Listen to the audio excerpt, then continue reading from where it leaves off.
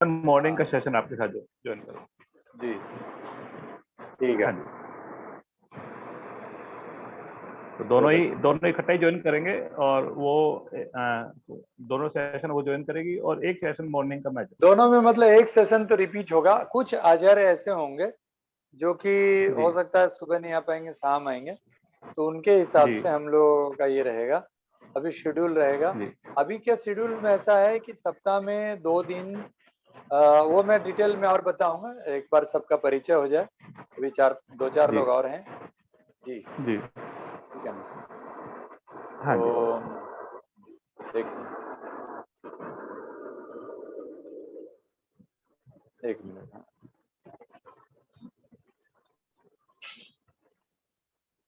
हाँ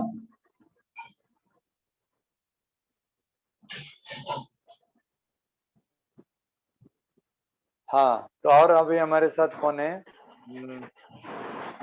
अभी हाँ ठीक है, युक्ति बहन, आप थोड़ा सा परिचय दें अपना।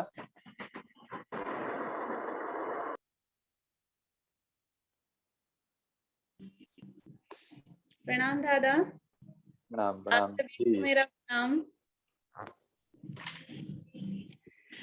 दादा मैं जुड़ी हूँ आपके कोर्स के बारे में समझने के लिए कि आपने जैसा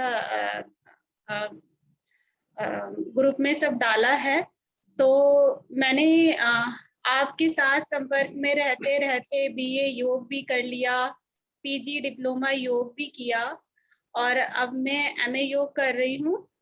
और अब जो मैं फोकस करना चाहती हूँ, मैं ये चाहती हूँ कि जितना भी मैंने सीखा है उसमें और ज्यादा परफेक्शन आए और एक थेरेपिस्ट लेवल तक जो है मैं अपने ज्ञान को पहुंचाऊं।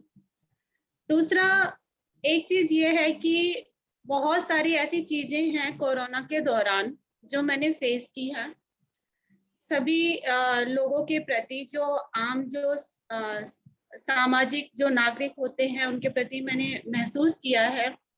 आजकल डॉक्टर्स जो ट्रीटमेंट दे रहे हैं दे ही नहीं रहे हैं, इतना मिसगाइड कर रहे हैं सबको, इतना ज्यादा मिसगाइड कर रहे हैं और इतनी ज्यादा फी लोग अफोर्ड नहीं कर पाते हैं। यहाँ तक कि जो बहुत अच्छे लेवल पे भी हैं, बट जब परिवार का कोई व्यक्ति बीमार पड़ता है इतना ज्यादा वो क्राइसिस कंडीशन में आ जाते हैं। तो ऐसी सिचुएशन को जब मैंने फेस किया, मैंने देखा, मुझे बहुत ही हर्ट हुआ। पर्सनली मेरे भी कुछ ऐसे केसेस रहे हैं जिसमें मैंने एक्सपीरियंस किया है डॉक्टर्स के साथ। तो ये सब चीजों को देखते हुए मैं चाहती हूँ अपने आप को ऐसा बनाऊं कि मेरा जो उद्देश्य है वो सिर्फ एक अर्निंग ना हो, पैसा कमाना ना हो। सिर्फ इतना, आपकी सबसे अच्छी बात जो मुझे लगती है वो ये लगती है कि आपने लिखा कि यथाशक्ति जो जितना दे सकते हैं वो दे।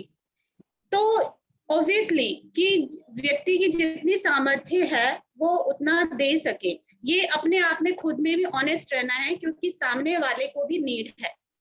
अगर वो नहीं लेंगे तो वो अपना जीवन यापन कैसे करेंगे?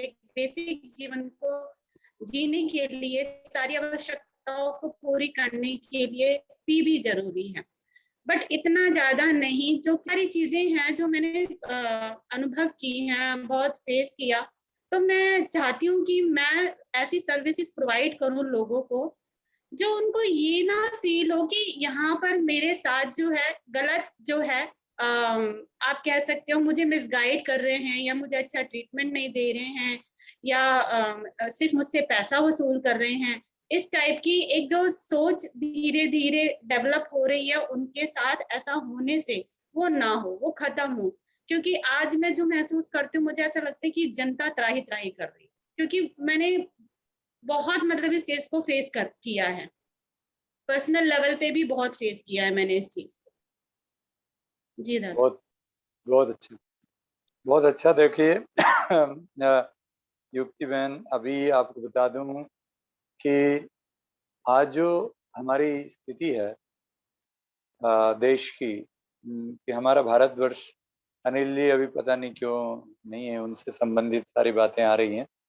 तो भारत जो भारत नहीं रह पा रहा है, भरते इति त भारतः, यानी भरण पोषण करने वाला देश, वह देश जहाँ पर युगस्य सर्वनिम प्रयोजनम सर्वेषां विधेयम, यानी हर युग में परमात्मा मनुष्य की न्यूनतम जरूरत रोटी कपड़ा मकान शिक्षा चिकित्सा, भोजन वस्त्र आवास शिक्षा चिकित्सा के बिना मनुष्य जीवित नहीं रह सकता, उसकी गारंटी उन्होंने हर जीव के लिए किया है। और उसका काम जब समाज निर्माण हुआ तो पहला समाज बनाने की व्यवस्था भगवान शिव ने किया। इसीलिए भगवान शिव की जो शिवरात्रि की जो पूजा है वो सिंबॉलिक है, क्योंकि पहली परिवार व्यवस्था भगवान शिव ने स्थापित किया। और आज की संस्कृति देखो कि हम वैलेंटाइन डे मनाते हैं, और शिव की शिवरात्रि हमारे भारतवर्ष के लोग उतने ये से नहीं मना पाते, जितने भाव से, जितने मतलब मस्ती में वो वैलेंटाइन डे की बात करते हैं। ये जो वेस्टर्न कल्चर जो जो कुछ भी जहाँ जहाँ आया है, वो ये नहीं कि वेस्ट की चीजें सही नहीं है, विज्ञान और अध्यात्म का समन्वय में जो ऑक्सीडेंटल वेस्टर्न साइंस है, उसमें जो जहाँ प्रगति हुई है उसका, अगर आप वैदिक काल से तंत्र योग की काल से आप देखेंगे तो आपको सब कुछ विकसित दिखेगा, लेकिन वह किसी कारण से वो धूमिल हुआ, और वह सब कुछ हमारे पास है, वो धरोहर, वो शक्ति, वो चैतन्य भाव। इसीलिए दोनों को आज समन्वय करने की आवश्यकता है। तो यह जो परंपरा जो आज आ गई है भोगवादी, आहार निद्रा भय मैथुन की, जिसके कारण मनुष्य अपनी न्यूनतम जरूरत की पूर्ति भी नहीं कर पा रहा है, और इस आहार निद्रा भय मैथुन की परंपरा में पूरा पाश्चात्य संस्कृति और दूसरा चिकित्सा, मतलब आज हमें, आज अगर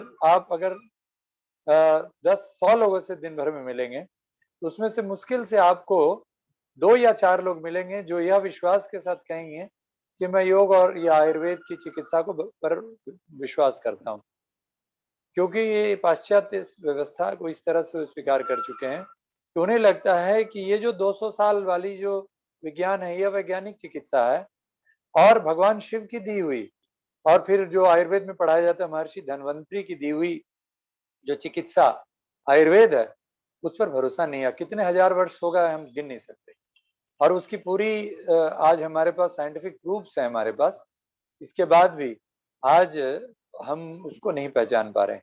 इसीलिए आज जो हमें करने की आवश्यकता है वह ये है कि अभी मैं आपको मतलब एक मुदित जी हैं, उनका परिचय लेने के बाद मैं आमंत्रित करना चाहूँगा हमारे आचार्य शुभजी सत्य निरंजन दादा को, जो कि इटली से हमारे साथ जुड़े हुए हैं, जिनके साथ मिलकर हम यहाँ पर जो केंद्र बना रहे हैं, वो आपको बताएंगे किस प्रकार वो वेस्ट में इतनी सक्सेसफुली 22 साल से काम कर, और किस प्रकार वहाँ के लोगों ने कितने अच्छे से स्वीकार किया।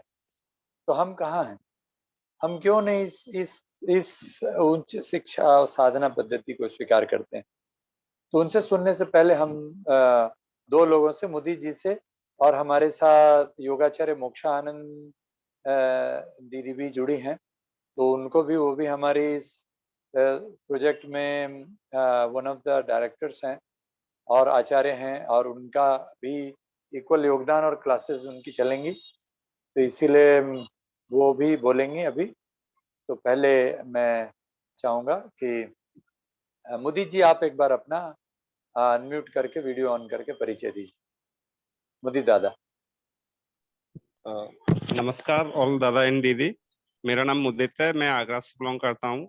मैंने सन 2013 में दीक्षा ली थी। मेरे आचार्य श्री अनन्यानंद जी अवधूत हैं, और तब से अभी तक मैं निरंतर साधना कर रहा हूँ। कुछ बीमारियों की वजह से मेरे साथ कुछ हादसे हो रहे हैं, तो उन सब चीजों को देखते हुए मैं योग साधना पे ही निर्भर हूँ पूरी तरह से, क्योंकि मैंने एलोपैथिक दवाइयां खाई, कोई उन खास रिजल्ट नहीं मिला, बल्कि मैं उनसे आदी होता जा रहा हूँ दवाइयों का, और फिजिक भी लगभग बर्बाद कर लिया।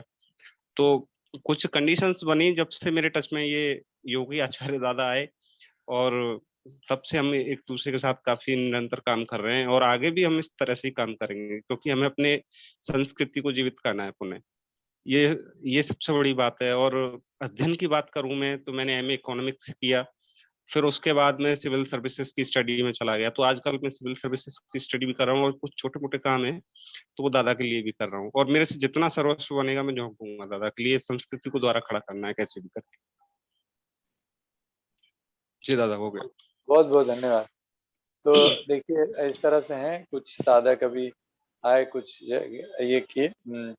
तो मैं चूंकि ये सेशन रिकॉर्ड हो रहा है तो बाकी लोगों के लिए एक लेसन होगा। तो मैं ये चाहता हूँ कि अगर योगाचार्य मोक्षानंद जी हैं अभी सुन रहे हैं तो वो मैं उनसे निवेदन करूँगा कि आप प्लीज़ अपना इस मिशन के बारे में थोड़ा सा बोलें, और उसके बाद हम आचार्य शुभ जी सत्यरंजन दादा से निवेदन करूँगा कि वो बोलें। मोक्षा दीदी, तो एक बार योगाचार्य मोक्षानंद सुन रहे हैं क्या?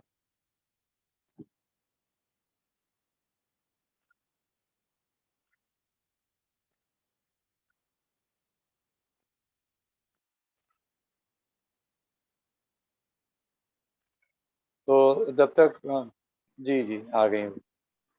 हाँ जी नमस्कार सभी को। बाबा नाम केवल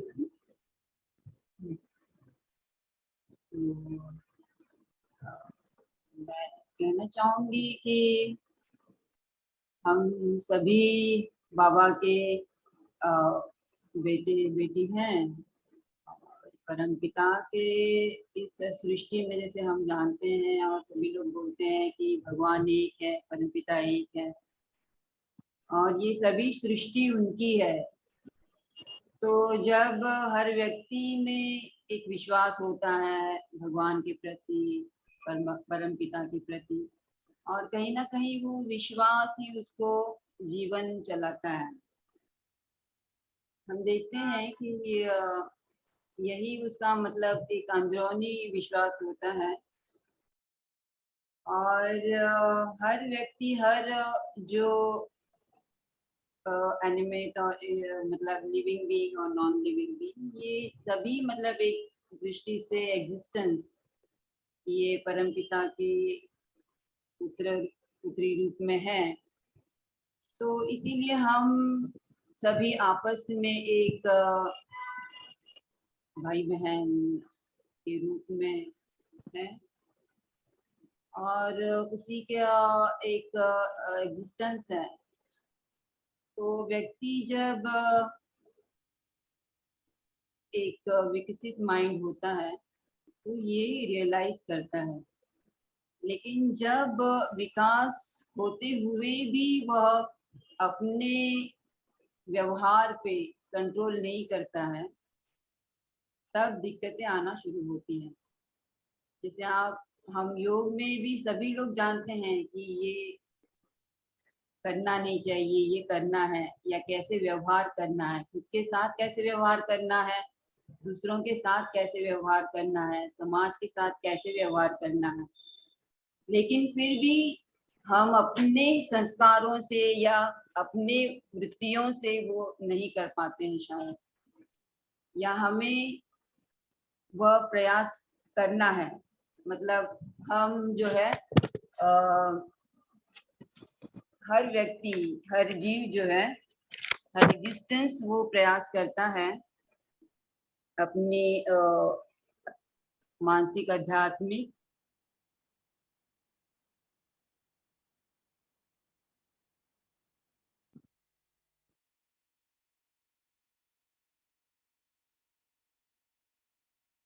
उनका ये हो गया, लगता है नेटवर्क चला गया या फोन आ गया होगा।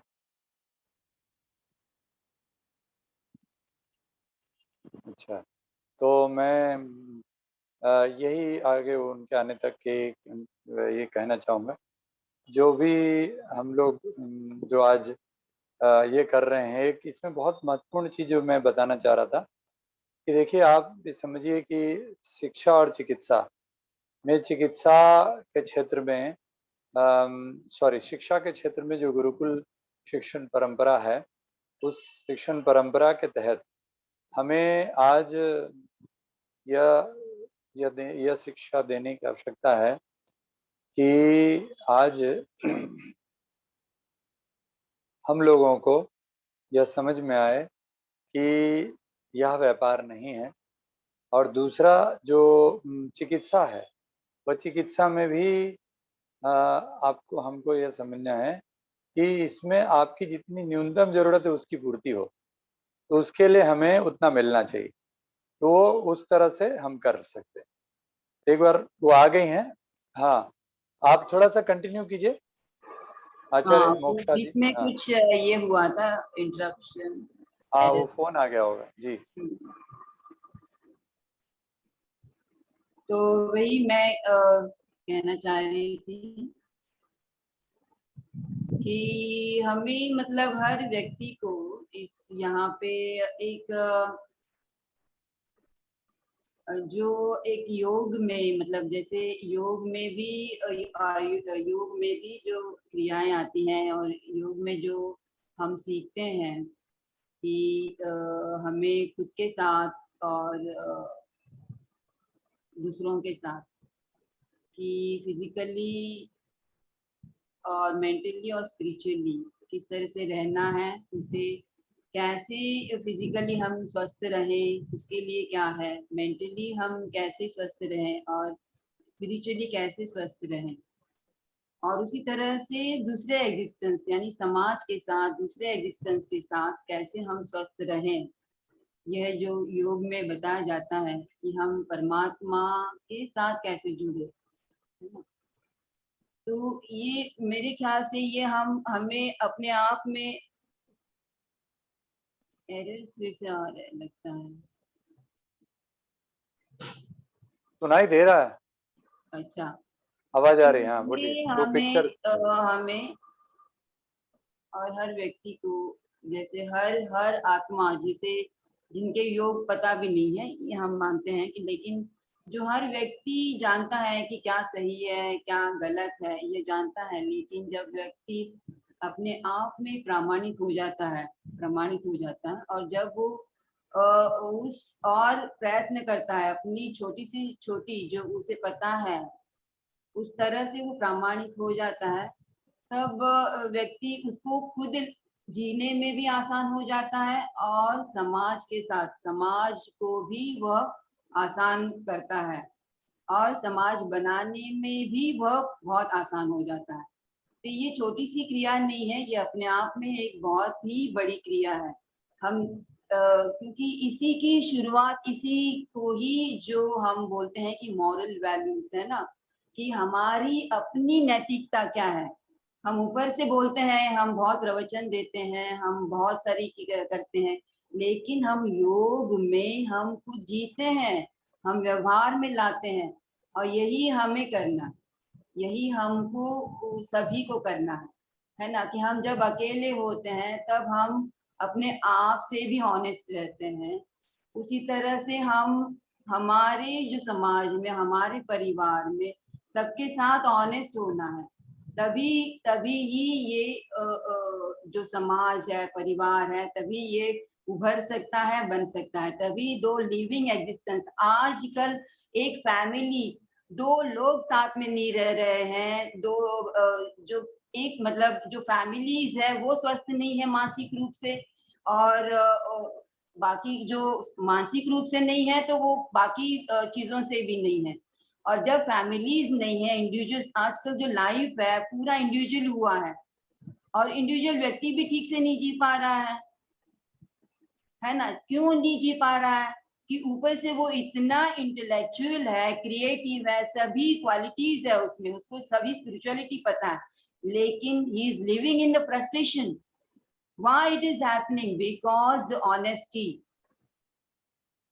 व्यक्ति अपने आप में प्रामाणिक नहीं है। प्रामाणिकता से जीना होगा हमें, क्योंकि हम यही सभी जगह जो प्रॉब्लम्स है यही यहाँ पे ही है कि कोई व्यक्ति जो है खुद में मतलब जो लोभता है, जो भी वृत्तियां हैं वो खुद पे हावी होती हैं और व्यक्ति दूसरों को हावी करता है, दूसरों को जीने नहीं देता है। परिवारों में भी यह हो रहा है, बाहर ये हो रहा है, सभी जगह ये हो रहा है। तो यहाँ यहाँ हम लोग योग के माध्यम से हम लोग इसको अवेयरनेस यानी जागृति करना चाहते हैं। अभी आप देखेंगे रशिया का, यूक्रेन का, ये सभी चीजें क्यों होती है, क्यों लोग ये आप देखेंगे बड़े पैमाने पे अफगानिस्तान, ये सभी चीजें मतलब हम लोग ग्लोबल लेवल पे भी ये छोटे से क्योंकि उनकी सोच वैसी वैसी है। लोग मतलब विनाश करने में भी ये नहीं होते हैं। तो ये हमारी जो सोच है, ये हम लोग एक एग्जिस्टेंस भी इस तरह से सोचता है कि अपने आप में प्रामाणिक रहना और कितना भी हो जाए कि उस तरह से जीना।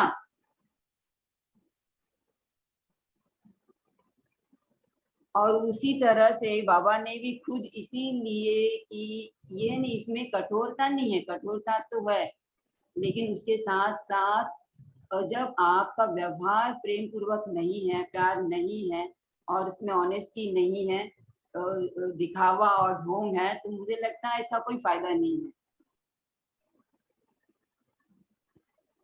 तो मुझे लगता है इसमें प्रामाणिकता लाएं, और जो क्योंकि हमारा जीवन ही प्रामाणिकता पे है ना, तो ये प्रामाणिक बनना है हमें, चाहे इसमें कितना भी कष्ट हो, चाहे कितना भी कुछ जाए, है ना। क्योंकि बाबा आनंद मूर्ति है, उन्होंने खुद मतलब एक जो उनके साधक है, उनके भक्त है, उन्होंने खुद रियलाइज किया है कि जब वो परम पिता है, जब वो ये मतलब परम पिता होते हुए भी कि एक व्यक्ति एक अपने छोटे से प्लैनेट पे भी उनकी स्थिति हो जाती है कि जो नेगेटिविटी है उस पे वो नेगेटिविटी हावी हो के उनका एग्जिस्टेंस खराब करने की कोशिश की जाती है।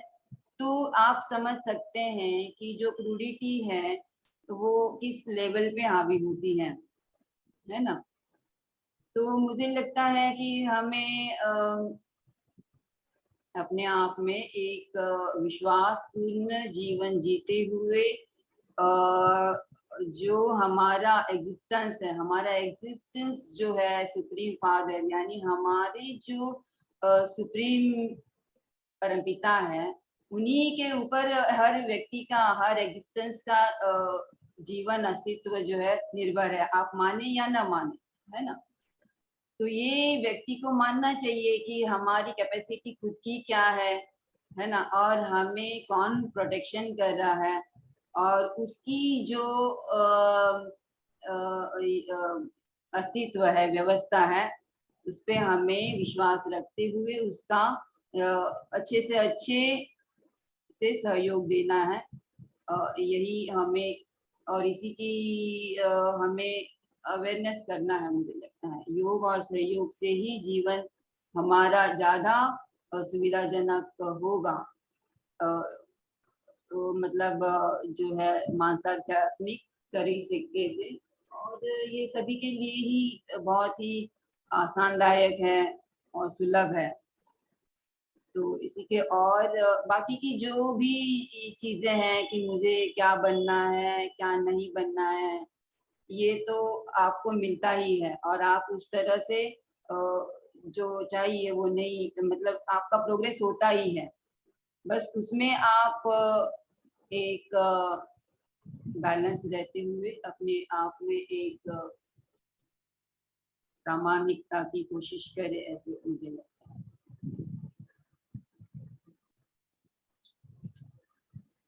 है। योगाचार्य मोक्षानंद दीदी को बहुत बहुत धन्यवाद। और अब मैं आमंत्रित करना चाहूँगा, हमारे बीच में अभी किरण पटेल बहन हैं और इंटरनेशनल योग गुरु डॉक्टर बाल मुकुंद शास्त्री जी हैं जो वृंदावन से जुड़े हैं, और बड़ी अच्छा समय है। वो हमारे प्राकृतिक चिकित्सा, योग और आयुर्वेद के बहुत अच्छे मास्टर हैं, कई मतलब यहाँ और अमेरिका दोनों जगह इनके सेंटर्स हैं। तो मैं आचार्य शुभ जी दादा से पूछना चाहूंगा कि पहले उन्हें बुला लें या आप पहले बोलना चाहेंगे दादा? एक बार दादा अनम्यूट करें please. It's wonderful. I'm listening all of them and it is really inspiring. ठीक है दादा। तो अगर थैंक यू सो मच दादा।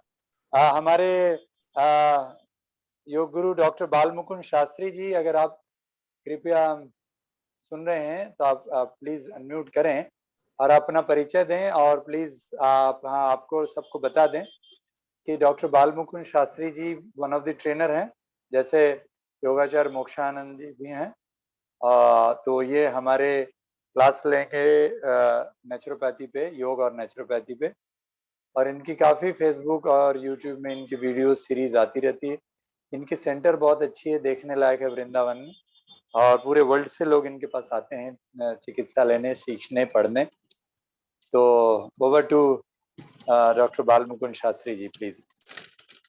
और आप वीडियो ऑन करके प्लीज, आपका वीडियो ऑन कर सकते हैं। मैं थोड़ा सा बाहर हूँ और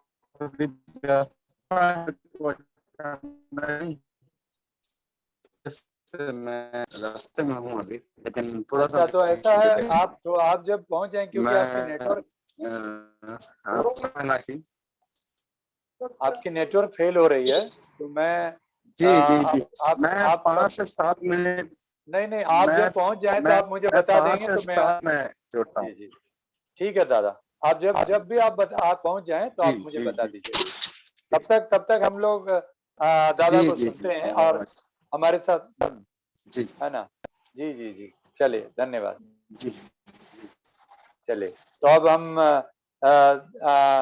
दादा, मैं आपसे सिर्फ ये है कि ये जो हम लोग जो कुछ भी हमारा जो मिशन है आपका और यहाँ इटली के साथ, आप लोग को सबको परिचय दे दूं थोड़ा कि ये आनंद मिलानो और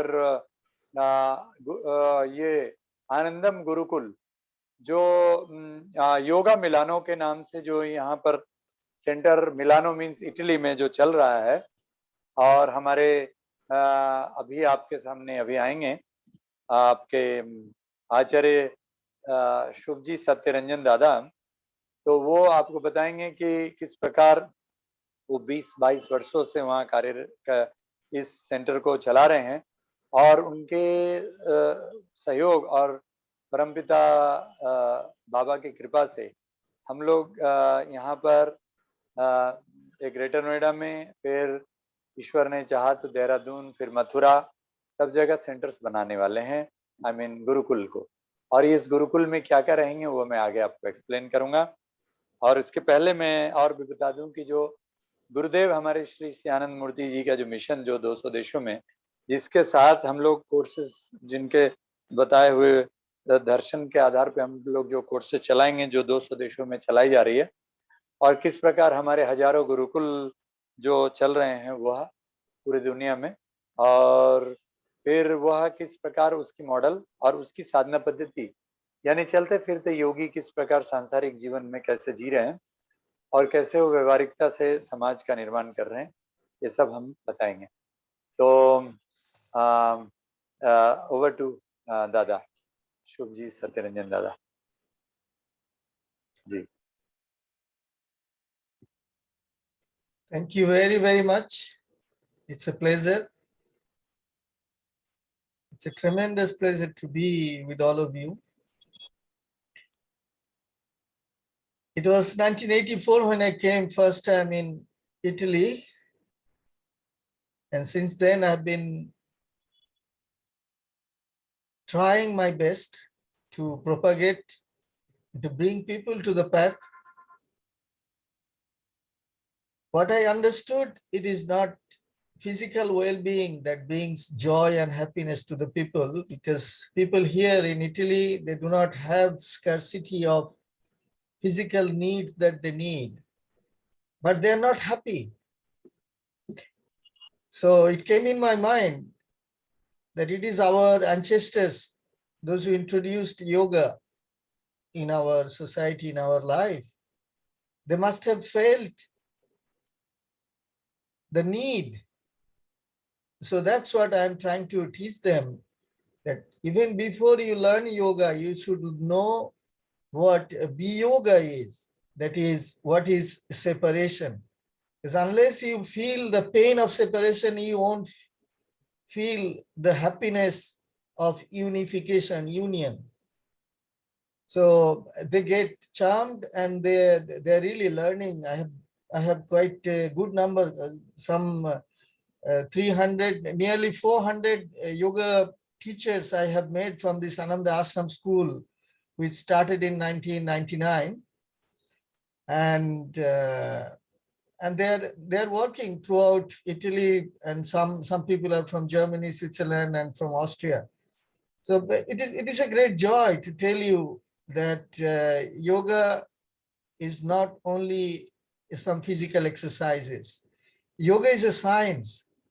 Now you got to know, you got to get into it. Once you are in, you will realize every day there are new things to learn, there are new things to share, and new ways to enjoy life. So let us go into this science, and I thank Yogi Antarangji. He is really a think tank for me.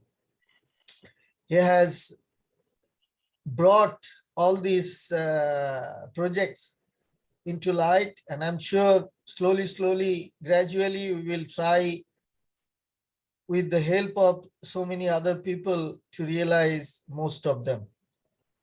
Thank you very much, and I hope one day we will be able to meet us even physically once I'm there in India. Namaskar. Namaskar. Thank you so much, Dada. And I'm really thankful that Dada Acharya Shubhji Satyaranjan Dada has done. I mean, he is a person, you know, the real people are the people who actually are the silent workers.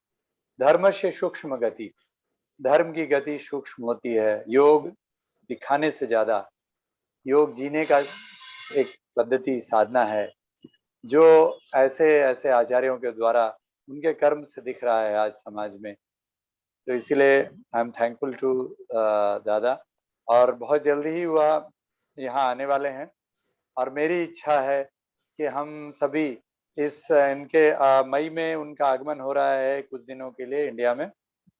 तो हम उनके आने तक हम इस centre को यहाँ जो ग्रेटर नोएडा में, और आशा है कि वृंदावन मथुरा में, और जो हमारे डॉक्टर बालमुकुंद शास्त्री जी का वृंदावन में, और हमारे साथ फिर मथुरा यहाँ पे देहरादून में, और हमारे साथ अभी डॉक्टर प्रशांत चतुर्वेदी जी जो हमारे कई वर्षों से आयुर्वेदाचार्य हैं, आयुर्वेद पढ़ा रहे हैं, और इन्होंने भी काफ़ी आयुर्वेद के होम रेमेडीज के प्रशिक्षकों को तैयार किया है. तो उनके साथ मिलकर के हम लोग काम करेंगे. तो आइए हम उनसे सुनते हैं. हमारे साथ डॉक्टर प्रशांत चतुर्वेदी दादा थोड़ा आप कोर्स का इंट्रोडक्शन देते हुए आपको बताएंगे कि किस प्रकार वो इस कोर्स को बहुत अच्छी तरह पढ़ा रहे हैं, और कैसे उनके द्वारा पढ़ाए जाने से समाज में एक नई चेतना जाग रही है और विश्वास जग रहा है इस चिकित्सा के प्रति, योग के साथ साथ. जी, योग और आयुर्वेद का समन्वय किस प्रकार हो रहा है, और ये जो हम लोग नया मिशन जो आनंदम गुरुकुल, जो आनंद आश्रम जो इटली में चल रहा है, उसका जो दूसरा भाग भारत में आनंदम गुरुकुल के नाम से यहाँ शुरू होने वाला है, उसमें डॉक्टर प्रशांत चतुर्वेदी दादा की बहुत अच्छी भूमिका रहने वाली है. तो आइए हमसे सुनते हैं किस प्रकार ये हम लोग आगे बढ़ाएंगे. डॉक्टर प्रशांत दादा. जी, सभी को प्रणाम, नमस्कार. तो हम अपने गंतव्य से बाहर हैं, कोई बात नहीं, सभी को नमन करते हैं, और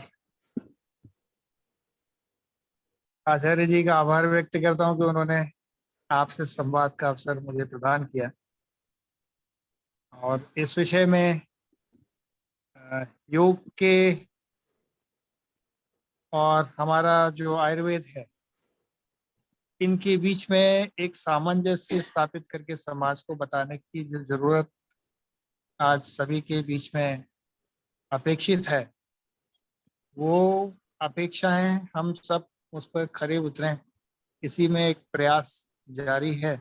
और इसी प्रयास के क्रम में कुछ बेसिक सिलेबस पर हम काम करना शुरू करना चाहते हैं, कर रहे हैं, कई सालों से कर रहे हैं और कुछ रिजल्ट भी मिले हैं। जैसे सेकेंड वेव में हमारे कुछ विद्यार्थियों ने ही अच्छे अच्छे काम किए और लोगों को इनसे परेशानी से मुक्ति दिलाने के लिए तत्पर रहे।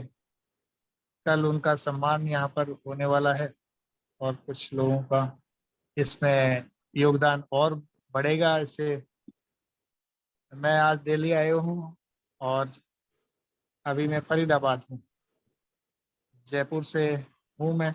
बेसिकली आचार्य जी ने बता ही चुके हैं, सारा कुछ विशेष है नहीं। तो हम जो विषयों के बारे में चर्चा करने वाले हैं, जो विषय हैं उनमें से कुछ विषयों को मैं शेयर करने का प्रयास करूंगा। और वो जो विषय हैं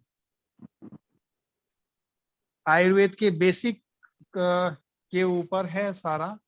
तो क्या आधारणीय क्या धारणीय एक लिस्ट हम लेके चल रहे हैं, उसको मैं शेयर कैसे शेयर होगा, मैंने आचार्य जी को ग्रुप में डाला है। शेयर उनको शेयर personal दादा उसमें डाला आप है, चाहो वो तो अभी चाहे शेयर कर दें। आपके मोबाइल से शेयर करना चाहेंगे क्या? अभी आप दिखाना आप चाहेंगे कर तो मैं दीजिए सर। शेयरिंग अलाउ किया हुआ। अच्छा, आप कहाँ डाले हैं? आपके उसमें डाला है व्यक्तिगत पे, मैंने आपको पर्सनल, है ना। अभी दादा ऐसा है कि डाउनलोड नहीं किया था मैंने, तो अभी तो तुरंत समय लगेगा। मैं कोशिश करता हूँ, तब तक आप बात जारी रखिए। चलिए तो आप मैं बताते रहिए क्या क्या मैं विषय शेयर कर बताते दूं। रहिए। हाँ, आप कर दीजिए, मैंने अलाउ कर दिया है। Okay, thank you. तो मैं शेयर का प्रयास करता हूं और इस पर हम चर्चा करते हैं। तो जैसे कि हम अंतरंग जी से मैंने इनके उस पर पाठ्यक्रम डाला है और ये हम देख पा रहे हैं सामने लिखा हुआ है पाठ्यक्रम अवधि 3 माह इसके, और आयुर्वेद का परिचय। आयुर्वेद का परिचय इसलिए जानना जरूरी है कि आयुर्वेद का अष्टांग आयुर्वेद कहा जा रहा है। केवल आयुर्वेद नहीं होता है, एक ऑक्टोपस की तरह है आयुर्वेद। और उस स्थिति में हम ऑक्टोपस जिस तरह से पैर होते हैं, ऐसे ही यदि धड़ आयुर्वेद को माना जाए तो उसके 8 अंग अलग हैं, उसके ऊपर हम चर्चा करने की बात करते हैं इस आयुर्वेद के परिचय। उसके बाद में हम चर्चा करते हैं दिनचर्या के विषय में। हमारी दिनचर्या कैसी होनी चाहिए, और दिनचर्या हमारी खराब होती है जिससे हमारी बीमारियां आती हैं। उसके बाद में चर्चा करते हैं 6 प्रकार की ऋतुएं हमारे देश में को मिलती हैं और किन ऋतुओं में क्या खान कैसा होना चाहिए, कौन सा जरूरत रहती है, क्या बीमारी आती है किन किन ऋतुओं में, कैसे कैसे क्रम का बीमारियों का क्या क्रम होता है, ये सारा इसमें चर्चा होती है। ऐसे ही उसके बाद में एक और चर्चा होती है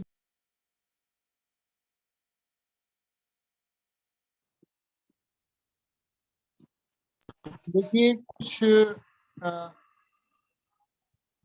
सॉरी एक कॉल आ गया था तो मैंने कट कर दिया हमको। कल का एक कार्यक्रम है तो इसलिए कुछ न कुछ चल रहा होगा उनके दिमाग में, तो कॉल करते रहते हैं। शरीर तो हम चर्चा करते हैं त्रिदोष। त्रिदोष कहानी, हमारा शरीर जो है 5 तत्वों से मिलकर बना है। तो वो जो 5 तत्व हैं जिसको हम पृथ्वी, जल, अग्नि, आकाश और वायु, 5 तत्वों के बारे में इसमें विस्तार पूर्वक समझने का प्रयास करते हैं। और 5 तत्वों को हमने 3 दोषों में, त्रिदोष में बांटा है और आयुर्वेद ने ही बांटा है। हमने तो क्या, हम सब परंपरागत हमारे ऋषि मुनियों की परंपरा को आगे बढ़ाते हैं और हमारा कुछ इसमें योगदान नहीं होता, केवल जानकारियां होती हैं। और जो भी उसमें रिसर्चेज आजकल जो चल रही हैं उसमें एडवांसमेंट जो भी जुड़ सकता है उस पर हम प्रयासरत रहते हैं। तो त्रिदोष में वात, पित्त और कफ की बात होती है आयुर्वेद में। तो वात क्या है, पित्त क्या है, कफ क्या है, उसके अंदर 5 तत्वों का घटना बढ़ना आपके शरीर में जो बीमारियां पैदा करता है, उसी से सामंजस्य बैठा करके आप रोगों का निदान कर पाते हैं। यदि आयुर्वेद में कोई ये कहे कि साहब आपके पास में कैंसर की कोई दवा है, तो कैंसर नाम से कोई आयुर्वेद में क्योंकि रोग नहीं है होता। डायबिटीज का कोई समाधान है आयुर्वेद में, तो कोई भी आयुर्वेद आचार्य बोल देगा नहीं होता। क्यों नहीं होता? देखिए, डायबिटीज और ये जो बीमारियां हैं, कैंसर और ये सारे जो नाम हैं, आज के आधुनिक विज्ञान के रखे हुए हैं। 100-150 साल पुराने नाम हैं, जबकि आयुर्वेद आज का नहीं, 5000 साल या कई हजार सालों पुराना विज्ञान है, जो कई लाखों साल, कई हजारों साल और कई पीढ़ियों पर आजमाने के बाद में लिखा हुआ है। किसी व्यक्ति ने, आज मेरा मन आ गया या हमारे योगी आचार्य जी का मन आ गया, अंतरंग जी का, कि चलिए आज हम दोनों उठ गए हैं, आप बोलिए डॉक्टर साहब मैं लिखना शुरू करता हूँ, आयुर्वेद लिख डालते हैं रात भर में। ऐसा कुछ नहीं हुआ, इसका एक इतिहास है लंबा। तो शिव से लेकर के शुरू हुआ है वो सारा, और इंद्र देव भी हैं उसमें, और भी लोग हैं। तो एक लंबा इतिहास जो हमारे आयुर्वेद ने तय किया है, वो एक पीढ़ी में नहीं है, कई पीढ़ियों का है। तो उसके बाद जो ग्रंथ लिखे गए, महर्षि वाग्भट ने ग्रंथ लिखा अष्टांग हृदयम, अष्टांग संग्रम, जो आज के BA MS के विद्यार्थियों को हम लोग पढ़ाते आ रहे हैं, मेडिकल कॉलेज में, आयुर्वेद कॉलेज में पढ़ाते रहे हैं। और वो सारे क्रम, उसमें सुश्रुत संहिता भी है और उसमें चरक संहिता भी है। तो महर्षि चरक ने चरक संहिता का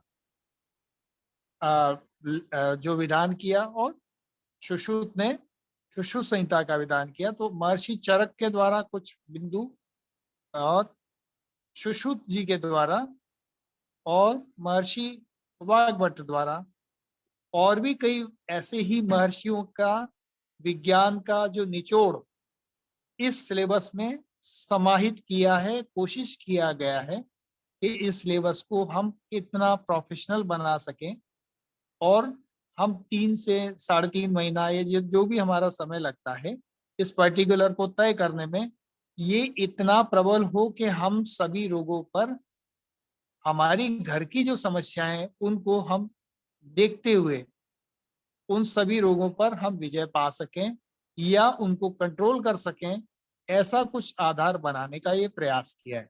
तो ये बेसिक है। उसके बाद में इसके ऊपर भी कई चीजों का और एडवांसमेंट हो सकता है, जिसको हम पंचकर्मा बोल सकते हैं। अन्य सिलेबस भी इसके ऊपर लाए गए हैं, वो जो हमारे पास अवेलेबल है, क्योंकि बेसिक जानना बहुत जरूरी है। यदि हम किसी की प्रकृति नहीं जानते तो हम किसके बारे में क्या चर्चा करेंगे। हर व्यक्ति का शरीर अलग है ना। तो मनुष्य मनुष्य विक्षम, ऐसा लिखा गया है हमारे शास्त्रों में। हर मनुष्य दूसरे मनुष्य से अलग है। जिस प्रकार हम देखते हैं हमारे परिवार में 4 व्यक्ति हैं, 2 स्वस्थ हैं, 2 बीमार हैं, 2 स्वस्थ हैं, 2 बीमार हैं, या 3 स्वस्थ हैं, 1 बीमार है। खाना तो सभी एक ही खा रहे हैं, किसी को कैल्शियम की कमी है, किसी को आयरन की कमी है, बाकी लोगों को नहीं है। 4 व्यक्ति हैं, 2 को आयरन की कमी है, किसी को हीमोग्लोबिन घट गया, किसी को बढ़ गया, किसी को कैल्शियम घट गया, किसी को बढ़ गया। इसका मतलब खाने में तो दोष है नहीं। इसका मतलब दोष कहाँ हुआ? हमारी शरीर में या शरीर की प्रकृतियों में हुआ है ना। इसका मतलब खाने में तो सब कुछ है। इसका मतलब ये है कि जो व्यक्ति हमारे परिवार में स्वस्थ हैं, उनको भी वही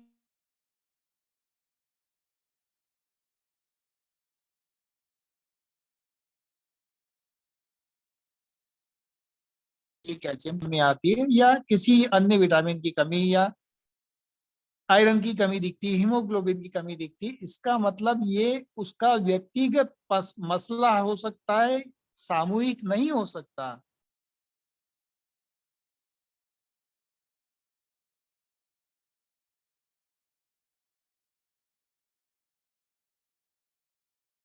हर व्यक्ति प्रकृति है, हर व्यक्ति की स्वभाव है, हर व्यक्ति का, जैसे कफ प्रकृति का अपना एक स्वभाव है, पित्त प्रकृति के व्यक्ति का एक शारीरिक पहचान है और मानसिक भी स्वभाव है।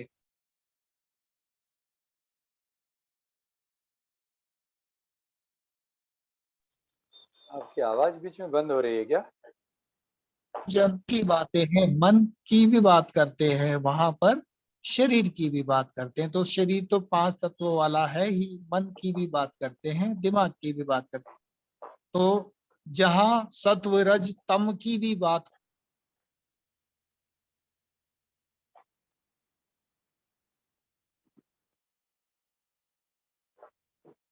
बीच में आवाज जा रही है। प्रकार के पूर्व पुरुष बताए गए, उनकी जो विसंगतियां, उनकी प्रकृति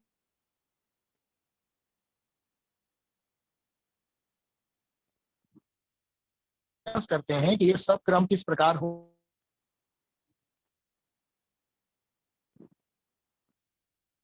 हैं। 7 प्रकार हमारे देखने को,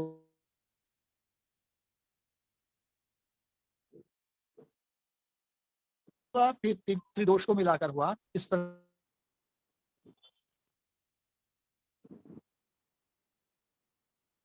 दो दोष मिलने के बाद में जो बने,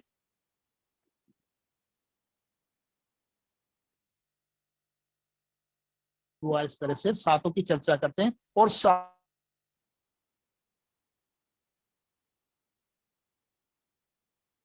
जानना स्वभाव, तो हमें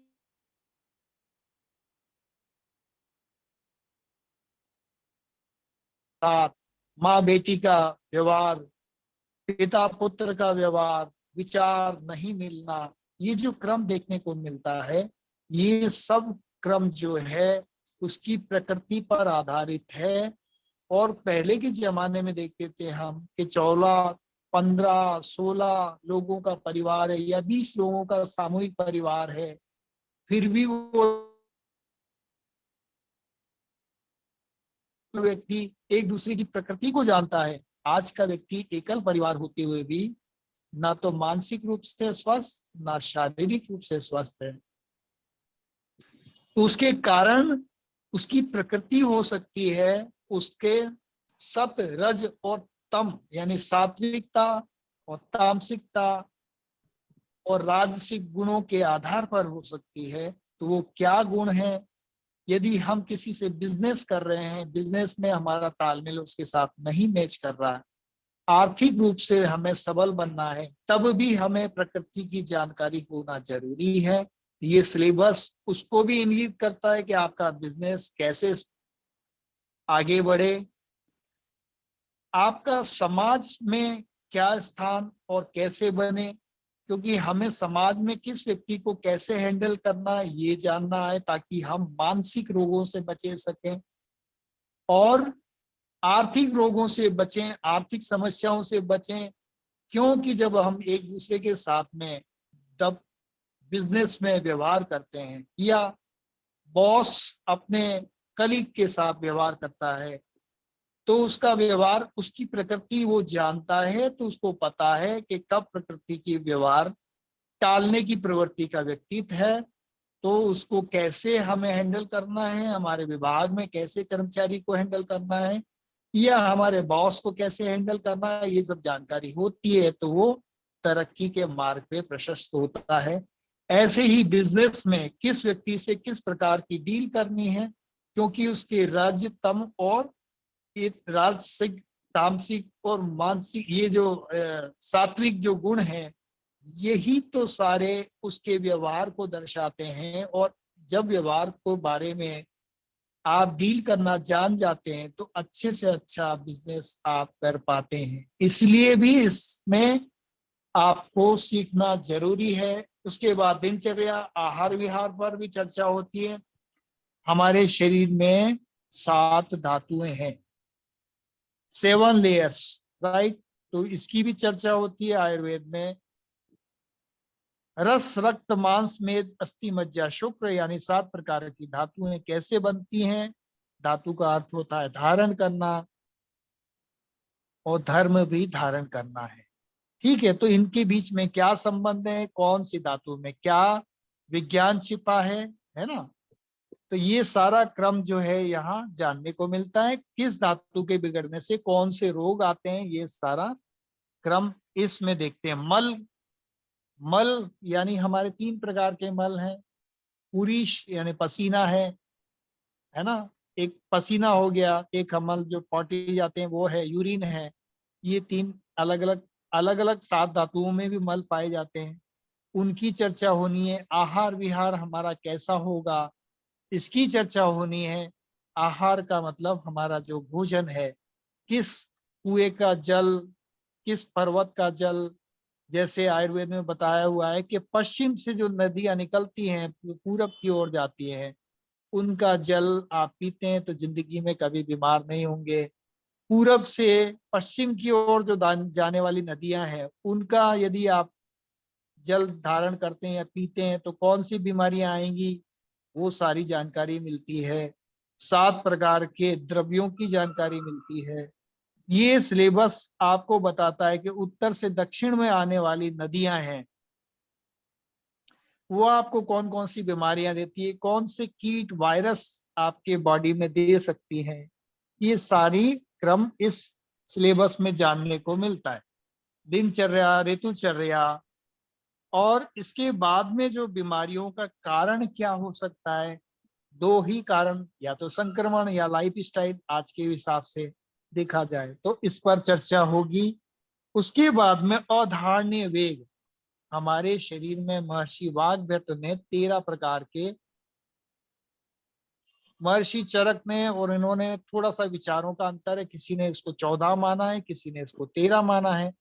अधारणीय वेग, धारणीय वेग और अधारणीय, जैसे आपकी छींक आती है तो आप उसको छींक को रुमाल रख के रोकते हैं तो कौन सी बीमारियां आती हैं, राइट। यदि आपको खांसी आ रही है और आप खांस लेते हैं और खांसी को रोकते हैं तो कौन सी बीमारी आती है। आपको जो उल्टी आ रही है, उल्टी लेने के बाद में उल्टी आने के लिए जो क्रम है, उस उल्टी के क्रम को यदि कोई दवा या किसी कृत्रिम तरीके से रोकते हैं तो कौन सी बीमारियां आपको आएंगी। आपको पॉटी जाना है, मल, कोई आपका इष्ट मित्र आके आपके पास बैठ गया है, और यदि आप मल को रोकते हैं, यूरिन को रोकते हैं तो कौन कौन सी बीमारियां आएंगी, इस सिलेबस में हमें जानकारी मिलती है।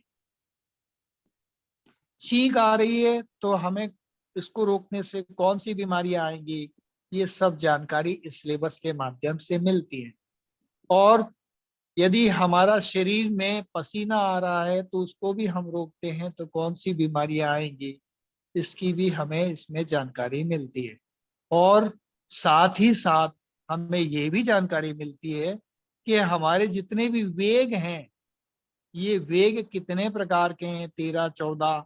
इन सारे वेगों की संख्या, इनके क्रमबद्ध तरीके क्या होना चाहिए, किस क्रम में ये होने चाहिए, इनको रोकने से कौन कौन सी बीमारियां आती हैं और उन बीमारियों का समाधान कैसे होगा, उसका क्रमबद्ध तरीके से जानकारी इस सिलेबस में मिलती है। तो ये इस प्रकार से एक शॉर्ट सिलेबस 3 महीने में हम छोटा से छोटा, भारत सरकार भी इसको पढ़ा रही है, CCAT के सिलेबस में certificate course in Ayurveda therapy ऐसा करके होता है, उसमें भी पढ़ाया जाता है, लेकिन वो थोड़ा साल भर का है।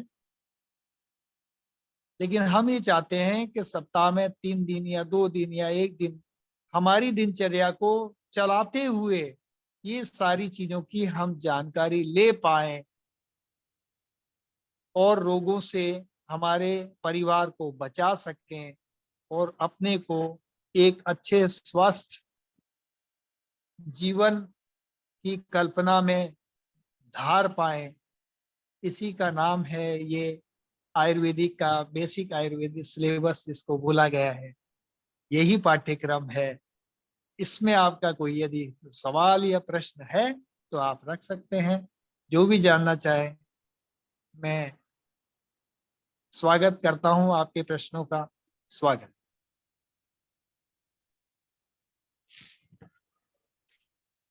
बहुत बहुत धन्यवाद प्रशांत दादा, और आपने संक्षेप में पूरा सिलेबस बता दिया। और अभी बहुत सारे जो साधक हैं वो आज ज्वाइन नहीं किए हैं, जिन्होंने नाम दिया था अपना, तो ये उनके सामने अवगत किया जाएगा। फिर हम लोग देखेंगे कितने लोग जुड़ते हैं, और फिर आगे इसमें कार्यक्रम चलेगी। अब हमारे बीच में डॉक्टर बालमुकुंद शास्त्री जी, जो इंटरनेशनल योग गुरु हैं, इनकी सेंटर अमेरिका में और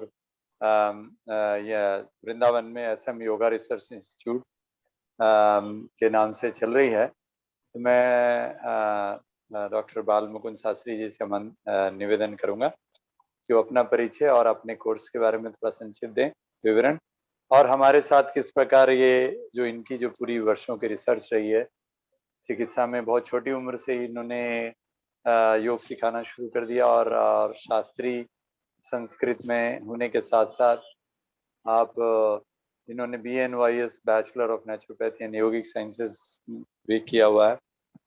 तो एक डॉक्टर, ऑथराइज्ड डॉक्टर जो आयुष मंत्रालय मानता है हमारे को, वो है उनके पास आज, और ये वृंदावन में सिखा रहे हैं। तो मैं उनके बारे में ज़्यादा नहीं बोलते हुए मैं चाहूँगा उन्हीं के मुँह से सुना जाए। और फिर मैं निवेदन करूँगा कि हमारे साथ डॉक्टर सीमा दीदी भी हैं, तो वो भी अपना बाद में डॉक्टर बालमुकुंद जी के बाद में बोलें, और फिर हम समाप्त करेंगे। धन्यवाद डॉक्टर बालमुकुंद दादा। बहुत बहुत धन्यवाद आदरणीय योगी जी का, बहुत बहुत आभार, आपने मेरे को यहाँ आमंत्रित किया और आप लोगों से मिलवाने का अवसर मुझे प्रदान किया। सबसे पहले जय श्री राधे। मैं श्री धाम वृंदावन से हूँ, जन्म स्थली मेरी वृंदावन है, एवं पूरे भारतवर्ष में 7 स्थानों पर अपना केंद्र है, जिसकी नींव वृंदावन में रखी गई थी 1982 में।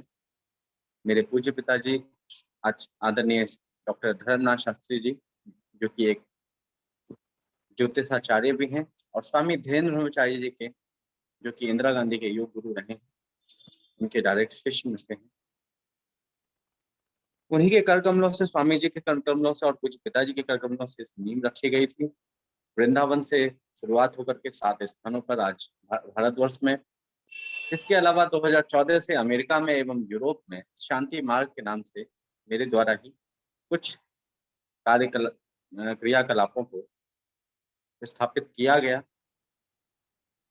और इसके साथ बचपन से ही योग से जुड़े होने के नाते प्रयास हमेशा से ये रहा कि जन जन तक योग पुनः स्थापित हो, मन में, हृदय में, सभी व्यक्ति के, सभी परिवार के घरों में योग की जो अलख है वो जागृत हो, और लोग इसका लाभ अधिक से अधिक ले सकें।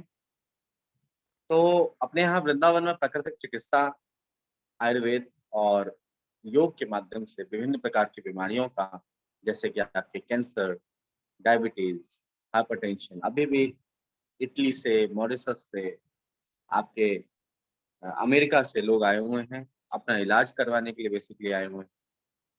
योग से काफी लंबे से समय से जुड़े होने के नाते भारत सरकार आयुष मंत्रालय के योग सर्टिफिकेशन बोर्ड में मैं एग्जामिनर रहा हूं अभी तक, 2015 से लेकर के जब से उसकी शुरुआत हुई थी, जिसमें योग शिक्षकों को का एग्जाम लेने के लिए गवर्नमेंट भेजती है हमें। और यही रहा है, अब जहाँ भी ऐसे क्रियाकलाप होते हैं, जैसे योग से जुड़े हुए, योग से संबंधित कार्यक्रम होते हैं, वहाँ प्रयास रहता है कि मैं अपना योगदान दे सकूं और जितना हो सके सहयोग कर सकूं। इसी के साथ आदरणीय योगी जी ने मुझे इसकी जानकारी दी, तो मैंने कहा कि हाँ, अवश्य होना ही चाहिए, और जितना मुझसे होगा मेरा सहयोग रहेगा मेरी ओर से मैं अपना पूर्ण योगदान देने का प्रयास करूंगा। पूरी समय की व्यवस्था रहती है। सुबह 5 बजे से योग सत्र शुरू होते हैं, 8 बजे तक 9 बजे तक योग सत्र होते हैं, क्रिया होती हैं, 6 क्रियाएं, फिर प्राकृतिक चिकित्सा वाले मरीज आ जाते हैं। इसी प्रकार चल रहा है और अब आप लोगों से जुड़ने का अवसर मिल रहा है। तो बहुत अच्छा सिलेबस मैं देख रहा था अभी, बहुत अच्छा सिलेबस है। दिनचर्या, ऋतुचर्या, रात्रिचर्या भी होता है, किस प्रकार से हमें सोना चाहिए। दिनचर्या, ऋतुचर्या का ये उद्देश्य होता है कि किस ऋतु में किस तरीके से और किस प्रकार के भोजन, किस रंग के भोजन, किस पौधे का रस, किस पौधे की औषधि हमें लेनी चाहिए जिससे हम स्वस्थ रह सकें, अपने आप को स्वस्थ रख सकें। प्राकृतिक चिकित्सा आयुर्वेद में कहा गया है कि prevention is better than cure. तो अगर हम स्वयं के अपने लाइफ स्टाइल को अगर स्वस्थ ठीक रखते हैं, अच्छा रखते हैं, तो स्वतः ही बीमारी का आने का कोई अवसर नहीं मिलता। इसी प्रकार प्राकृतिक चिकित्सा आयुर्वेद में जो हमें चीजें मिलती हैं, वो हमें शायद ही किसी इस पूरे संसार के, इस पूरी पृथ्वी के किसी भी पद्धति में मुझे नहीं लगता कि ये सब चीजें हमें देखने के लिए मिल सकती हैं। कहीं भी बहुत सारे देखिए, अब जैसे कि यूएस की बात करें तो यूएस में साइकेट्रिक पेशेंट बहुत ज्यादा है। अब होता क्या है कि साइकेट्रिक पेशेंट वहाँ इस प्रकार से बढ़ रहे हैं कि अब हमारे पास योग है, हमारे पास प्राकृतिक चिकित्सा है, आयुर्वेद है, हम लोग सब चीजों को जानते हैं, हमारा कल्चर ऐसा है, हमारी ट्रेडिशन ऐसे है, जहाँ हम लोग घर से ही औषधि को लेना, अपने किचन से ही औषधि को लेना शुरुआत कर देते हैं। पहले जब हमारी शुरुआत होती है, हमारे जीवन की शुरुआत होती है, तब से ही हम औषधि को लेना शुरू कर देते हैं। परंतु विदेशों में ऐसा नहीं देखने के लिए मिलता है। विदेशों में अगर कोई व्यक्ति ध्यान लगा रहा है, ध्यान लगाने के से क्या होता है, उन्होंने ध्यान लगाया, उनको जानकारी नहीं है, और जानकारी के अभाव में होता क्या है कि भाई विभिन्न प्रकार के उनको एक्सपीरियंस मिलते हैं। तो विभिन्न प्रकार के एक्सपीरियंसेस जो मिलते हैं तो वो कंफ्यूज हो जाते हैं, और कंफ्यूज होने के नाते क्या होता है, वो डॉक्टर्स के पास जाते हैं, जो आपके साइकेट्रिस्ट हैं उनके पास जाते हैं, और उनको बहुत सारी गोलियां, बहुत सारे मेडिसिन, बहुत सारा डब्बा भर के कार्टून भर के उनको पहुंचा दिया जाता है। और ये जो पॉजिटिव डायरेक्शन में जा रहा था व्यक्ति, उसको जो है पूरा उसको दबा दिया जाता है, और विभिन्न प्रकार के रोग उसमें उत्पन्न होने लग जाते हैं। गंभीर से गंभीर बीमारियां जो है स्थापित होने लग जाती हैं मानव के शरीर में। तो हमारे पास सब कुछ है, सब कुछ होते हुए भी अगर हम इससे ना जुड़े, इसको ना जाने, तो ये हमारा दुर्भाग्य ही होगा। आप लोग, मुझे बहुत खुशी हो रही है कि आप लोग इस पद्धति से जुड़ रहे हैं और इसका आगे आने वाले समय में इसका लाभ लेंगे। इसी के साथ मैं अपनी वाणी को विराम देता हूँ। बहुत बहुत धन्यवाद। राधे राधे। बहुत बहुत धन्यवाद, नमस्कार। और आनंद आ गया, आपने बहुत कम समय में बहुत सारी बातें बता दिया। और अब अंत में हमारे साथ डॉक्टर सीमा दीदी हैं, जो कि एक नेचुरोपैथ डॉक्टर हैं, और काफ़ी इन्होंने उपलब्धि हासिल किया। मैं चाहूँगा, वो निवेदन करूँगा कि वो परिचय दें। और रियलमी 6 प्रो से कौन है वो, जरा अपना नाम रीनेम कर दें, और अंत में आप भी परिचय दें, फिर हम समाप्त करेंगे प्लीज 2-2 मिनट में। डॉक्टर सीमा दीदी, आपसे यह भी हम हैं कि आपकी सेवा भी हम लेना चाहेंगे, प्लीज डॉक्टर सीमा दीदी। जी, सभी महानुभावों को मेरा प्रणाम। मेरा नाम सीमा सोनी है और मैं एक नेचुरोपैथ हूँ। और पिछले 20 साल से इसी नेचुरोपैथी, योग और एक्यूप्रेशर के क्षेत्र में अपनी सेवाएं दे रही हूँ मैं।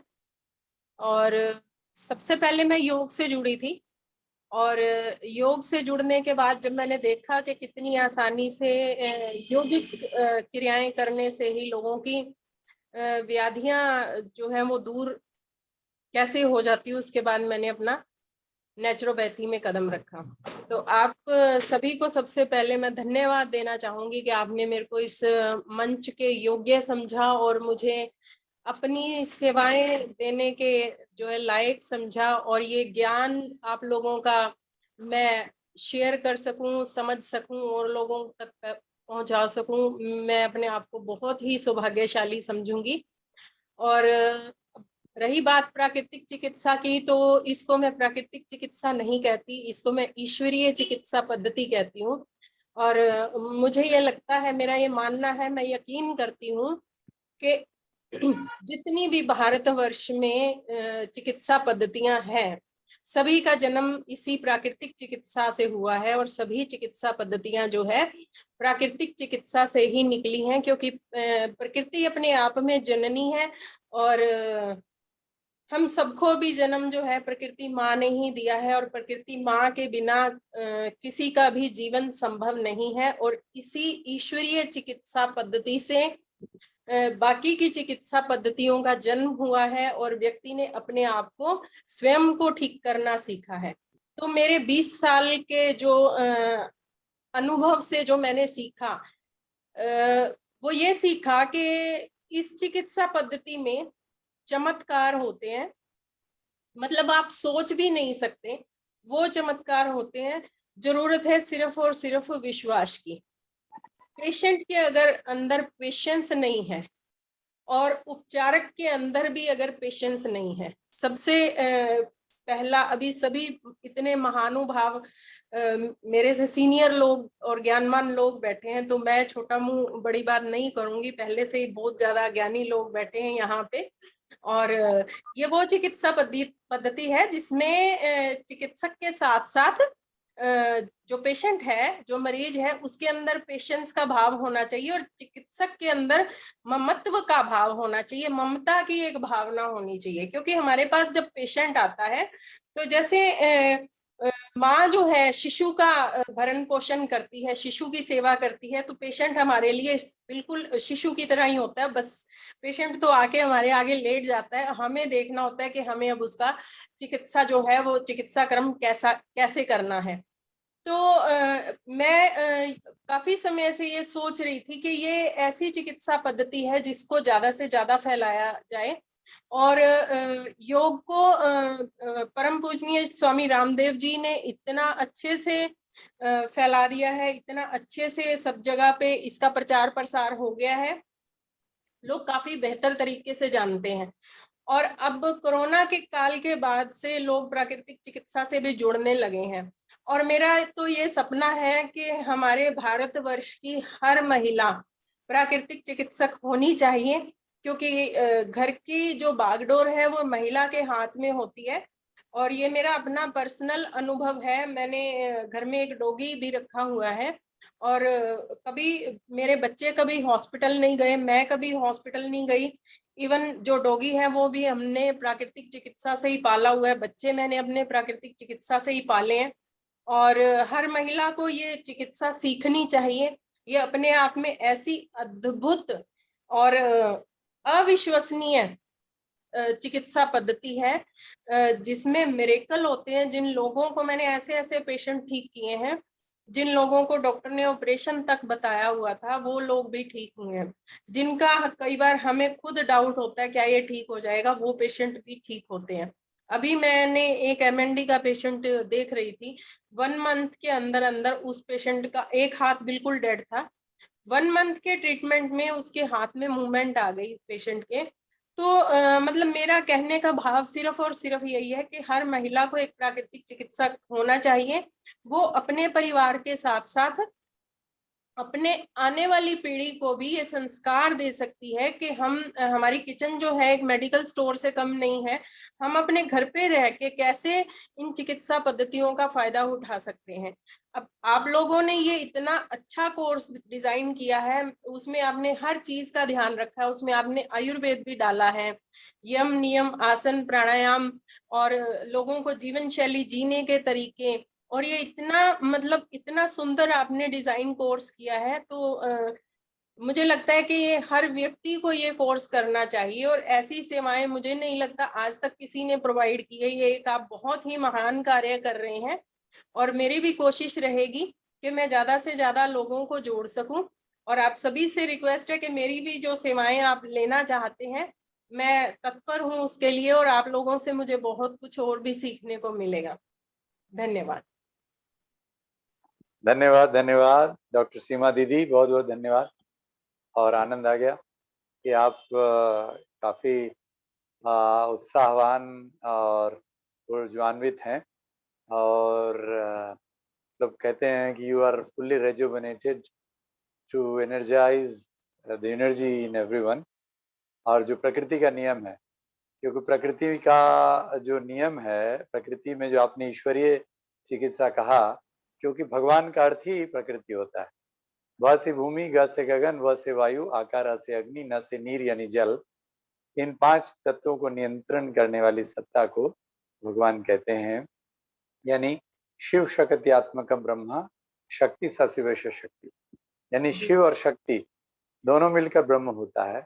और प्रकृति जो है, यानी जो शक्ति है, वह शक्ति कौन है? शिव की है, यानी वो शिव के कारण है। इसीलिए इतनी बड़ी चीज है कि आज आप समझ सकते हैं, इसीलिए कितना ये बड़ा। ईश्वर की चिकित्सा पद्धति है। जी जी, बहुत बड़ी। तो यही आपने एक ये मैं मतलब इसको रूपांतरित कर दिया है पूरे विचार को।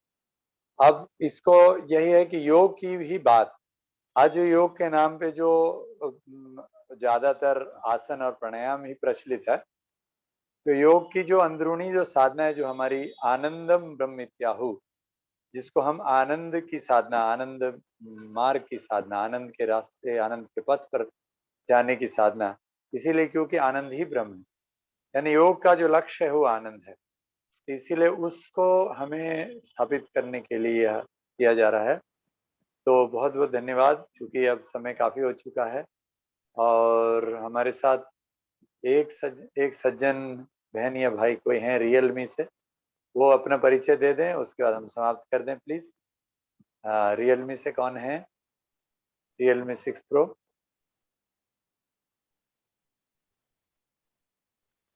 सुन पा रहे हैं क्या?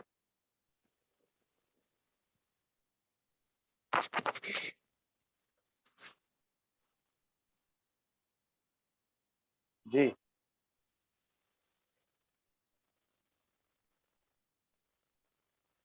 तो आगे हम बढ़ते हैं, शायद अभी समाप्त करना ज़्यादा ज़रूरी है। तो मैं ये कहना चाहूँगा कि अंत में कि हमारी जो पूरी जो साधना है। प्रणाम सर, मैं विमल गुप्ता हूँ। अच्छा दीदी, सॉरी हाँ सर, मैं बोलिए बीच बोलिए। में आपको। आपका नाम एक्चुअली लिखा नहीं था, इसीलिए मैं विमल गुप्ता हूँ सर। हाँ, अगली बार से जब क्लास में रहे तो उसमें रीनेम कर लिया कीजिएगा। जी ठीक है जी, सर। आप बताइए, अपना परिचय दीजिए प्लीज। जी। सर मैंने पंजाब यूनिवर्सिटी से नेचुरोपैथ हूँ मैं भी। हाँ, आपका पढ़ा था मैंने। जी, आगे बताइए।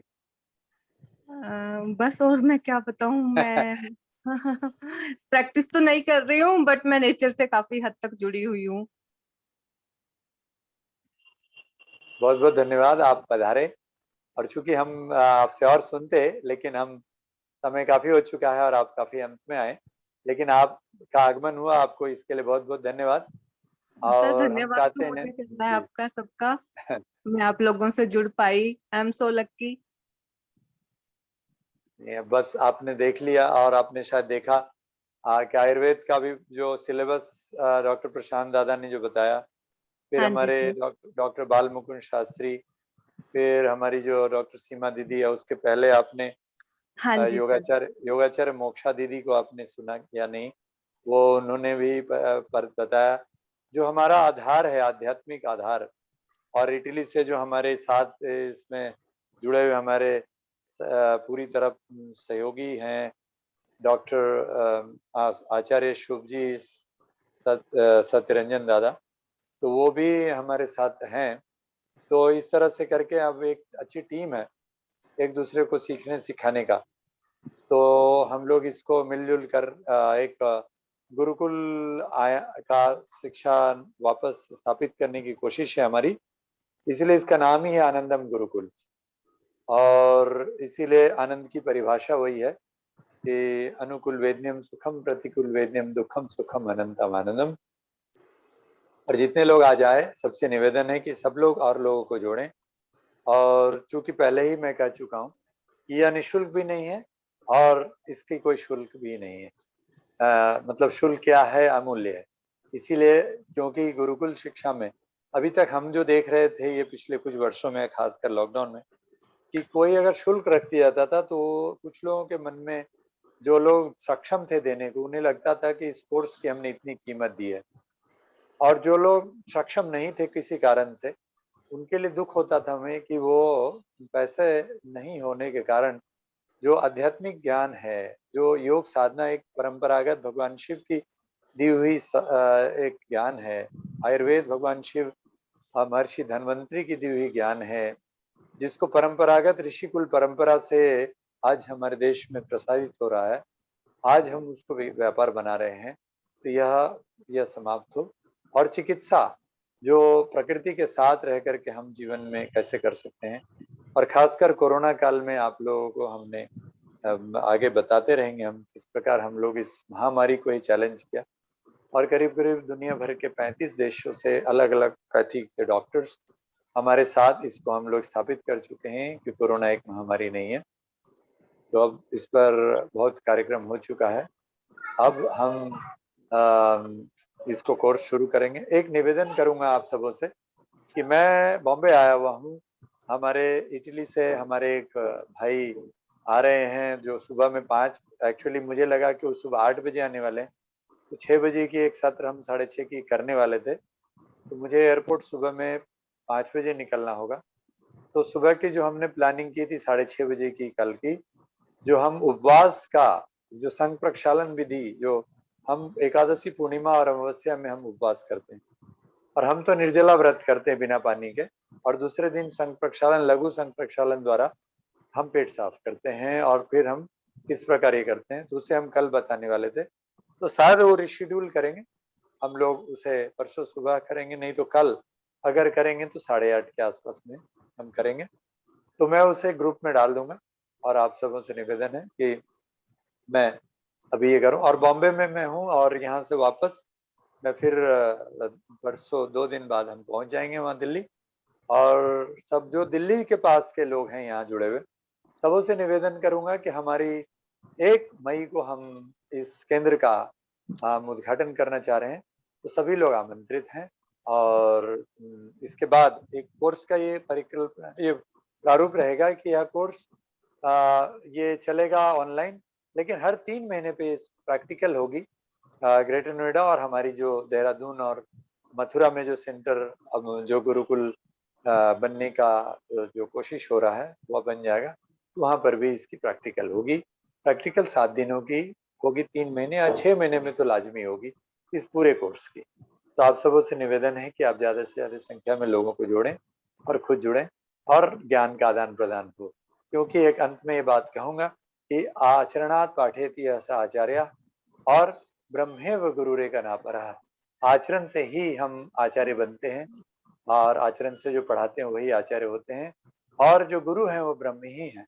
तो कोई गुरु तो व्यक्ति होता नहीं। तो इसीलिए हम यह भाव को रखकर इस गुरुकुल परंपरा को पुनर्स्थापित करेंगे। तो आइए हम लोग 1 मिनट शांति पाठ करके समाप्त करें। आंखें बंद करें।